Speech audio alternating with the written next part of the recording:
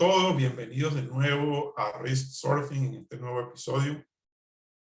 Hoy me acompaña, como siempre lo digo, una buena amiga, porque esto es un programa entre amigos. Primero que entre seguridad, es entre amigos. Hoy me acompaña no solamente una amiga, sino que ha sido una socia, ha sido partner in crime, como dicen aquí.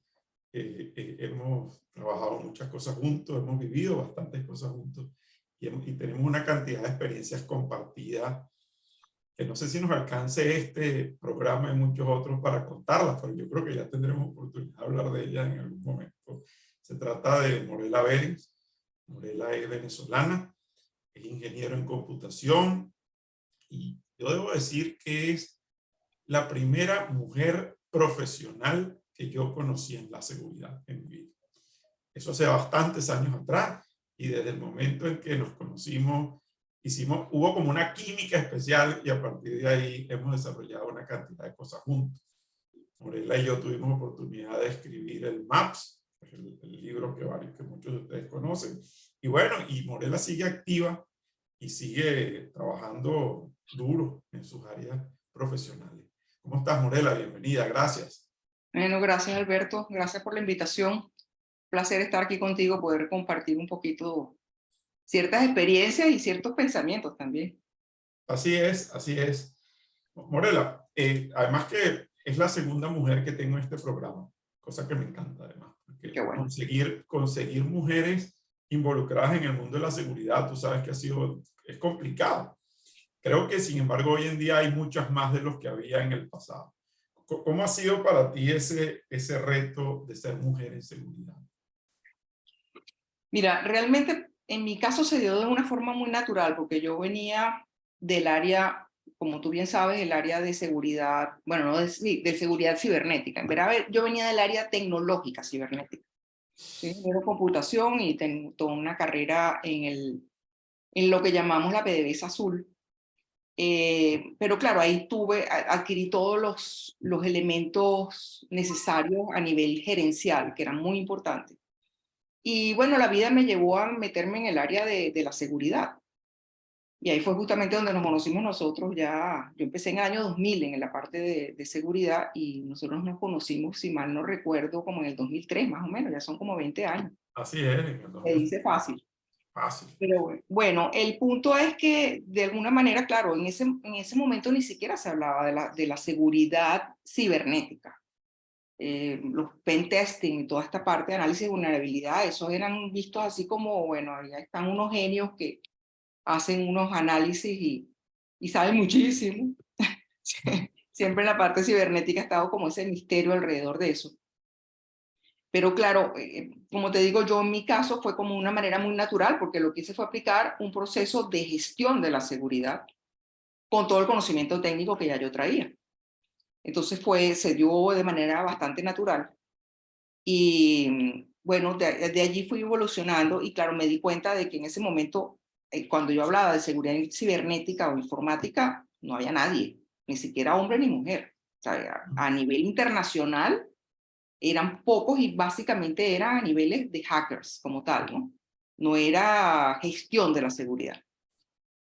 Sin embargo, yo creo que el desarrollo fue bastante rápido, digamos, ya se dieron cuenta de alguna manera que hacía falta.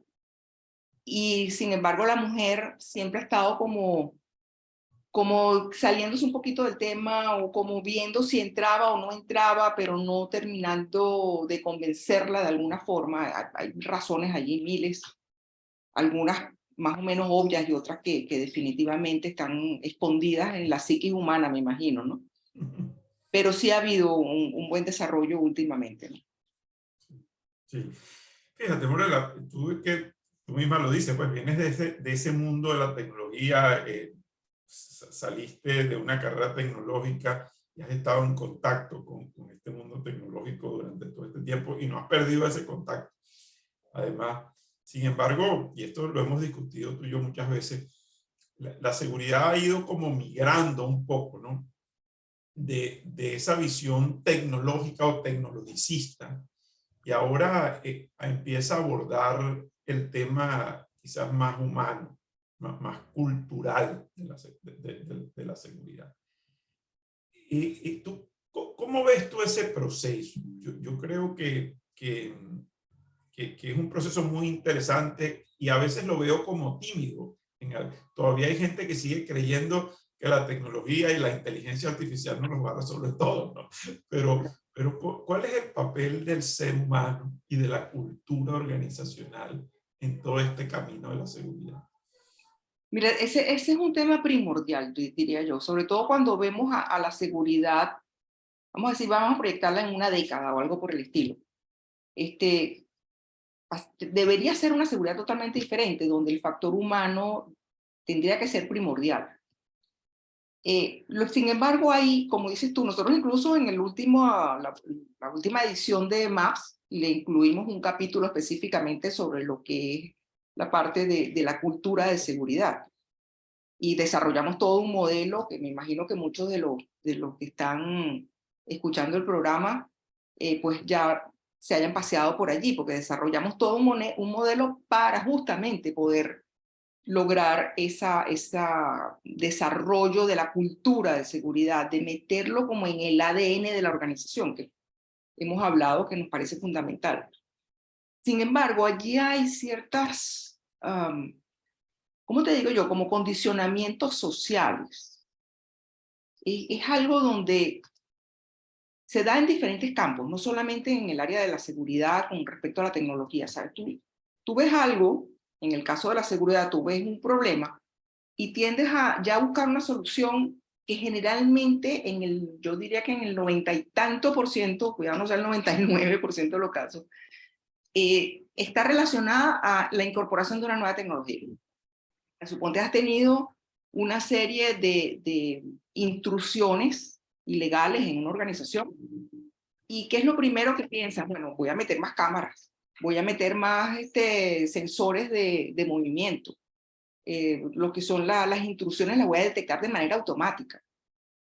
No piensas que a lo mejor eso no hace falta, que lo que hace falta es que los vigilantes tengan un mejor set de políticas y procedimientos y que además sepan cómo aplicarla, o que simplemente el personal esté más alerta de cuando venga una persona que pueda no ser parte de la organización. Entonces es la parte, vamos a decir, soft. Pero eso es algo, tal como yo lo veo, que sucede en los diferentes ámbitos, como decía anteriormente. Suponte, tú tienes una persona que en un momento dado está hablando contigo, tú dices algo y tú ves que la persona te reacciona de manera agresiva. Y usualmente nuestra conclusión, ¿cuál es? Es que esa persona siempre anda de mal humor, ya reaccionó así, debería irse a un psicólogo, ya hasta le das ya la pauta de que se tiene que ir a un psicólogo. Y no estás consciente de que a lo mejor la persona tiene un problema gigantesco en su familia, por ejemplo, y que no sabe cómo manejarlo, y hay todo un problema en la psiquis humana. Y es lo igual cuando vas al médico. Cuando tú vas al médico, tú le das tus síntomas y te toma la temperatura, la tensión, y de allí te sacan una conclusión. No, sí, es que tienes en este momento un problema de, no sé, de un desbalance en la tensión. Entonces lo que te tienes que tomar esto, o es un antibiótico porque es la fiebre, pero ¿qué estás atacando allí? Estás atacando los síntomas. Y resulta que a lo mejor la persona tiene un temor enorme a una situación que está viviendo, no sé, un cambio de trabajo, por decir cualquier cosa. Y eso es lo que lo lleva verdaderamente a tener esa reacción en su organismo. Estás generando un desequilibrio en tu organismo. Entonces, el problema es que nosotros tendemos a sacar una conclusión muy rápidamente. O sea, vemos los síntomas, sacamos una conclusión y ya damos el remedio también, ¿no? Fíjate, Morela, eso que me estás diciendo me conecta mucho con un poco esta visión de que la seguridad es demasiado un tema reactivo, ¿no?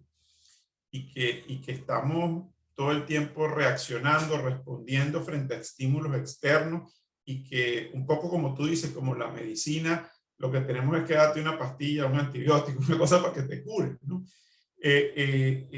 Sin embargo, ese nivel un poco más, ese nivel superior de la seguridad, ¿no? Vamos a llamar, que nosotros en el MAPS además lo hemos considerado bastante, que lo llamamos el nivel estratégico de la seguridad, ese piso superior de la seguridad. ¿Por qué crees tú que todavía cuesta tanto subir en ese ascensor del liderazgo hacia el nivel estratégico? ¿Por qué todavía las organizaciones y los propios gerentes de seguridad hasta cierto punto nos seguimos viendo como unos solucionadores de problemas?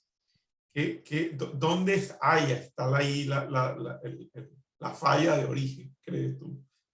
Mira, tal como yo lo veo, y eso me lleva un poco a mi experiencia dentro de la industria petrolera. En la industria petrolera, cuando nosotros sometíamos los presupuestos anuales que tenemos que someter para aprobación, eso iba a la gerencia general y luego iba a la directiva. Generalmente nos veían como las personas que queríamos juguetes nuevos. Siempre andábamos pidiendo juguetes nuevos y que costaba una fortuna. Y cuando pasaba el tiempo, que a lo mejor éramos buenos convenciendo, y pasaba cierto tiempo, y nos preguntaban, bueno, pero yo no te di a ti tanta cantidad de dinero para que hicieras esto y esto y esto, y me vuelves a venir con los mismos problemas. Y eso mismo pasa en la seguridad. Entonces, en la seguridad hay una inversión, porque supuestamente estamos resolviendo un problema. Y resulta que pasa el tiempo, y entonces lo que queremos ahora es más dinero para meter más tecnología, para meter más cámara o para meter el nuevo juguete, vamos, entre comillas, la nueva tecnología que está apareciendo. Y ahora sí nos va a solucionar, pero que al final no terminamos de mostrar que no soluciona. Entonces la gran pregunta es, ¿dónde está la creación de valor al negocio? ¿Qué tanto estamos aportando al negocio? Y dentro de ese qué tanto estamos aportando al negocio, la otra es cómo estás utilizando lo que ya te han aprobado y lo que ya has invertido. Porque a lo mejor tienes una cantidad de tecnología que te están detectando algunos comportamientos, en el caso de seguridad es fundamental, y resulta que tú en lugar, cuando tienes un incidente, de analizar qué fue lo que pasó, cómo pasó y qué deberías hacer para que no vuelva a suceder, que es un poco la resiliencia o la antifragilidad, ir aprendiendo de cada situación. Pues no, tú corriges, vuelves a la misma, vuelve a suceder, vuelves a corregir y estás en un círculo vicioso. Y dentro de ese círculo vicioso, tu tiempo se te está yendo en apagar los fuegos. Por eso es que se ve esa parte de como una actitud bomberil. A los que estamos en seguridad muchas veces nos dicen eso. Pues. Es que Sí, aquí todo el tiempo estamos reaccionando ante las emergencias. Y es verdad, es verdad. sí, sí. Sí, no, yo creo que no, todavía dar ese brinco hacia esta dimensión un poco de la proactividad, de la resiliencia, como lo hemos discutido tanto y como inclusive está en una parte del MAPS, sigue siendo un gran desafío de la seguridad. Sin duda. Mira, yo siempre digo que yo tengo un hijo con Morela, y que es el MAPS, ¿no? Y tenemos un hijo intelectual ahí, ¿no? Además que lo hemos ido actualizando, ¿no? Además. El MAPS ha sido una experiencia, yo creo que muy positiva, muy enriquecedora, y además que nos sigue enseñando de alguna manera, porque nos ayudó en un momento a abordar temas estratégicos de la seguridad, pero hemos ido aprendiendo en el proceso. ¿Qué te ha dejado el MAPS? ¿Qué has aprendido con el MAPS? ¿Y qué nos falta, crees tú, por seguir aprendiendo? Bueno, definitivamente el MAPS ha sido una experiencia súper interesante. De alguna manera, lo primero es que la necesidad que estaba en el mercado cuando nosotros nos decidimos documentar esa metodología. Una metodología que habíamos desarrollado en conjunto, aplicándolo en algunas empresas y con mucho éxito. Y la verdad es que la cantidad de personas que hoy en día ya conocen del MAPS, que se han capacitado en MAPS y que lo aplican, incluso ya directamente del libro, algunos que han ido a cursos formales y otros directamente porque hemos conocido personas que han agarrado el libro y a lo mejor estaban en el interior, no podían ir a ningún curso y lo han aplicado paso a paso, porque fundamentalmente no hace casi una receta de cocina, es una de las cosas que son muy particular del MAPS. Y realmente, digamos, la aceptación ha sido enorme. Y esa aceptación, yo pienso que uno de los grandes aprendizajes, que tal vez pensábamos que podíamos tener cierta percepción de que eso era así, de que eso estaba faltando en el mercado, pero fue contundente. Eso faltaba tener una herramienta, un modelo que de manera sencilla permitiera ese desarrollo de una visión estratégica de la seguridad y tener un plan maestro de la seguridad para aplicarla en la organización. Ahora, lo que yo veo que ha sido muy difícil es la parte de poder concientizar a los que estamos, a los colegas que están en el área de seguridad, sobre la importancia de ese elemento humano y la parte cultural. Eso ha sido muy, muy difícil. Hemos hablado de muchas cosas, hemos dado toda esta parte de la resiliencia, inclusive hasta hemos recomendado ciertas soluciones que permiten automatizar parte de los procesos, pero hay como una resistencia a verdaderamente darle la importancia que tiene. Lo que pasa es que es mucho más fácil, ¿sabes? La tecnología, ven aquí, implementalo, tú eres responsable y ya, utilízala. Que en verdad hacer el trabajo con las personas. Y más últimamente, porque con todo este problema de lo que hemos vivido a nivel planetario, de la pandemia y todo esto, también la rotación del personal ha sido enorme. En Venezuela la migración ha sido de verdad, se desencadenó de la noche a la mañana. Entonces, tener el personal, trabajarlo y que de la noche a la mañana se te van tantas personas y que ahora no te queda casi nadie, y cómo logras tú responder a los problemas si tú todavía no tienes a las personas, digamos, entrenadas, porque las que tenías se te fueron y te vinieron unas nuevas.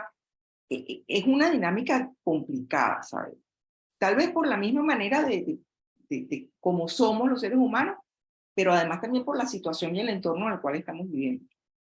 Yo pienso que en base a eso, el MAPS requiere todavía trabajar ciertas áreas, ¿no?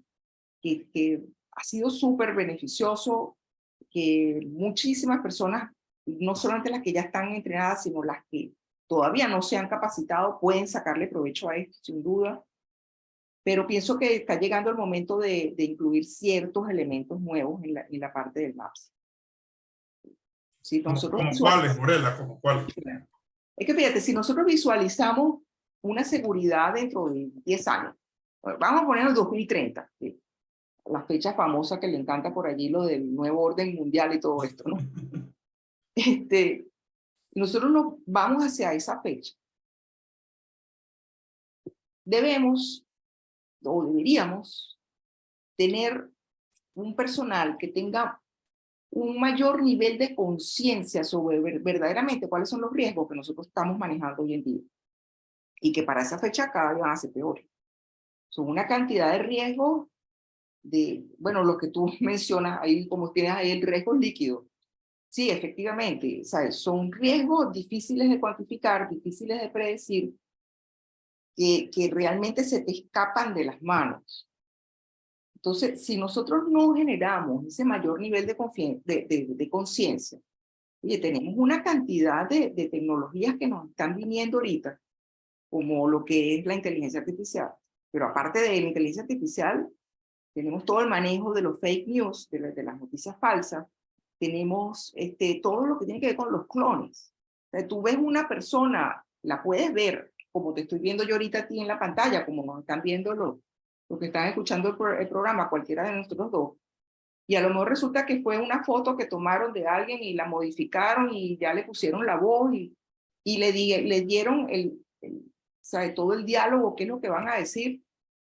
Y tú difícilmente te enteras de que eso es cierto o no es cierto. Entonces tienes que desarrollar ese nivel de sensibilidad para poder identificar si lo que tú estás viendo es cierto o no, hasta dónde le vas a creer ¿Qué vas a hacer con esa información? Tienes que validar. Entonces, imagínate ahora que tú estás gestionando una seguridad y te comienzan a llegar informaciones que tú dices, bueno, esto qué raro, esto nunca había pasado, pero está pasando, lo estoy viendo Sí, con mis ojos. Y no, estamos entrando en otra dimensión, en otra época, totalmente, en otro totalmente, tiempo, totalmente. otro tiempo. Entonces, ese mayor nivel de conciencia del personal de seguridad, de un nuevo líder de la seguridad, es fundamental.